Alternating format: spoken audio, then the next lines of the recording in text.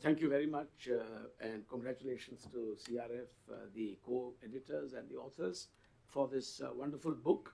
I must confess I have yet to read it in its entirety, but after that very granular exposition by my dear colleagues, I want to address your question with a larger overhang, a broad conceptual overhang as well. Now, we all know, I think it was Mr. Vajpayee also who repeated that you can choose your friends but not your neighbors. And so intrinsic in this is a huge challenge for any country, and India is no exception. The other very important point here is that in dealing with neighbors, and especially smaller neighbors, it's always a dilemma. You know, damned if you do, damned if you don't. And there'll always be vested interests and parties that may welcome you and many may oppose you as well. There will always be interference by others. And this brings me to the larger issue of Kautilya and Arthashastra, which my friend Arvind Gupta had referred to. And if you look at Kautilya's Arthashastra, it's very clear that neighbors are generally seen as potential adversaries. It's not necessarily etched in Kautilya's Arthashastra that neighbors are necessarily friendly. In fact, they are potential adversaries from the very word go. And this is something which must inform our policy and decision making at the best of times. And if we look at the mandala system, and especially at the whole concept of Chakravartin, in that there is implicit a requirement to dominate. Without domination of a neighborhood, you cannot emerge as Chakravartin or King of Kings or Emperor. In some ways, one can say that the Chinese seem to be implementing some of the key concepts of the Arthashastra. Xi Jinping in particular and his predecessors have always spoken about and implemented this divide and rule policy on the periphery. And they have this whole concept of being the middle kingdom. So I think there is something that one can learn there from how China has gone about it. If you look at the Americans and how they've handled neighborhoods, then it is essentially a question of not resolving problems but overwhelming problems. So one can say that the US example is that if there are neighborhood problems, you simply overwhelm those problems. The other way of looking at it is that you try and resolve them. And I think India has done well to try and resolve problems, not to overwhelm them. It is also not a case here of our being able to overwhelm problems. We have not been able to overwhelm, for example, the challenges that we face on our boundaries, whether the northern boundaries or the western boundaries. We have not been able to fully overwhelm or contain the threat of terrorism that emanates from the neighborhood. And therefore, it is important that we stick to the non-American model of trying to work with our neighbors. It's also a fact that today globalization has resulted in what I might call expanding neighborhoods on the one hand, and also imploding neighborhoods on the other hand. And I'll try to explain briefly what I mean by this.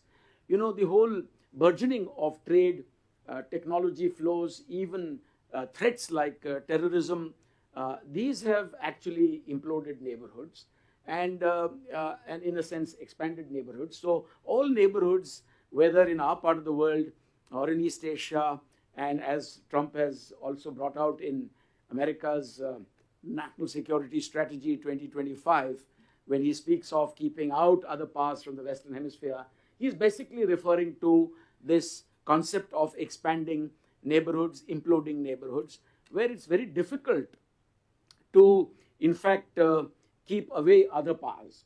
Connectivity has also, resulted in this kind of an implosion of neighborhoods.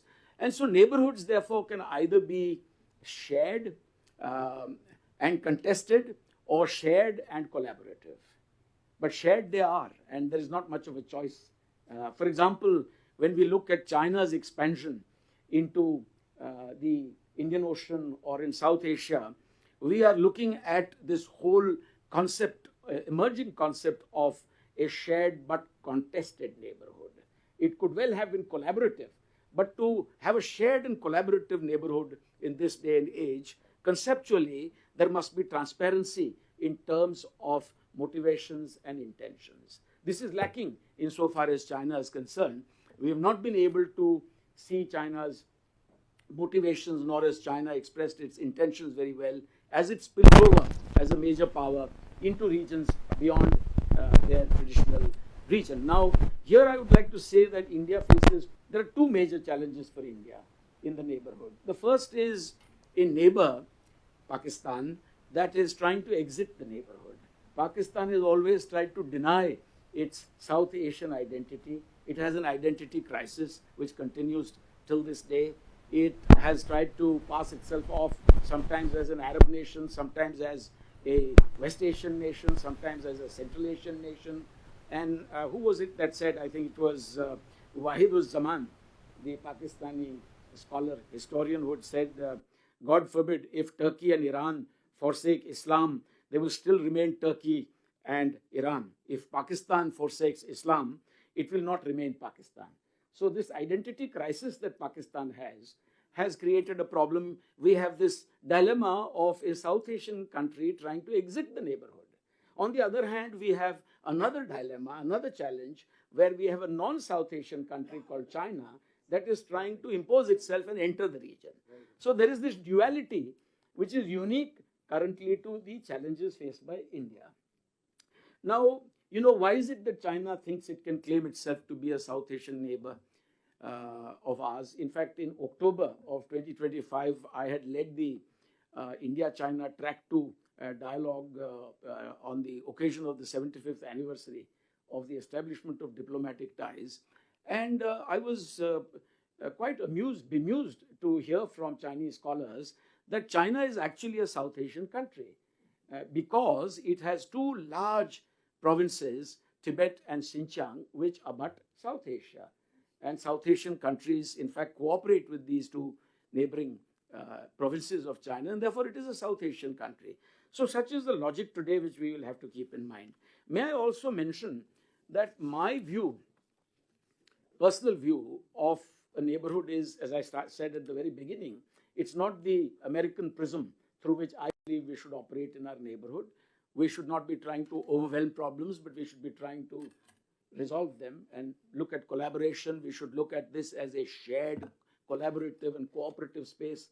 On the spectrum of conflict, if you're looking at, for example, cooperation, collaboration, competition, conflict and combat, 5 C's of the spectrum of conflict, I would say that with neighbors that are smaller in our immediate neighborhood, South Asia, we should remain on the cooperation and collaboration spectrum to the extent possible.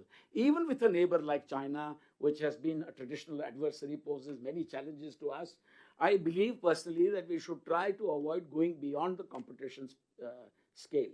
In other words, we need not descend into conflict and eventual combat. And we have to, that's what diplomats are for, that's what political leadership is for. Having said that, let me say also that without strength, you cannot really have any kind of profile in a neighborhood. And one learns again from the Arthashastra, it wisely suggests that when a state has an army, allies remain friendly, and even the enemy becomes friendlier. It's very true. Maintaining strong defense forces and engaging in defense diplomacy are therefore, in my view, two sides of the same coin. And that is why Theodore Roosevelt had also said that speak softly but carry a big stick.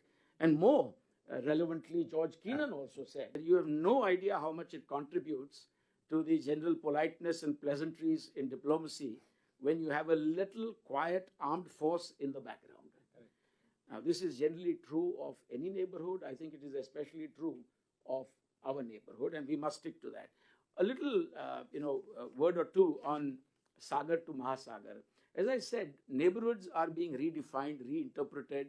In a sense, they are shared neighborhoods today. And India is not limited to South Asia as its neighborhood. India also has an expanding neighborhood, and it's, kind of in a way conceptualized by the awesome, reach of its soft power around the world. There is a constituency out there which we can consider our neighborhood. More than that, we have in physical terms reinterpreted, our ideational concepts like Sagar to Mahasagar, and Mahasagar takes you to other regions straight away.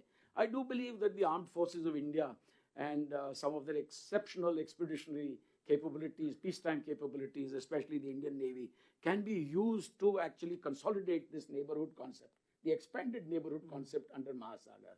Naval ships, for example, carry a lot of billets and bricks, disaster management bricks on board at all times. Even without disasters, they carry these things. And they have, great capacity to carry on board material, equipment. They have always a huge team of various trades and craftsmen on board, from plumbers to carpenters to welders, etc. And so therefore, when India is looking at giving lines of credit, implementing low cost, high impact projects around the world, especially island and maritime countries, the Indian Navy's capabilities can be used to deliver some of these projects in a time bound manner through friendly port visits.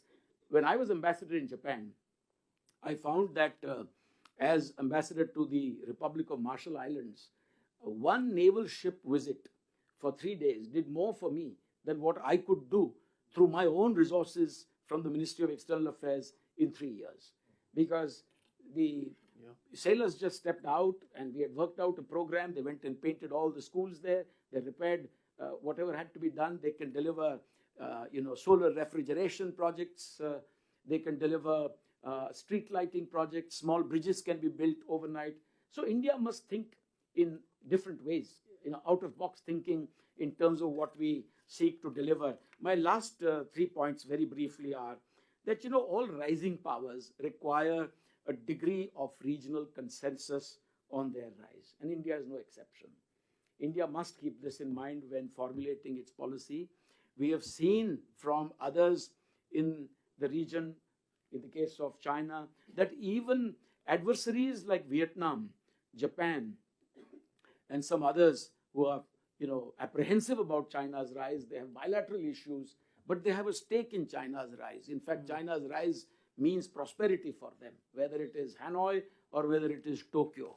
And so when is it that we can build such stakes in our neighborhood, where despite problems, despite having boundary issues, etc., or any other issues, we get our neighbors to see their stake and their future and prosperity in our rise?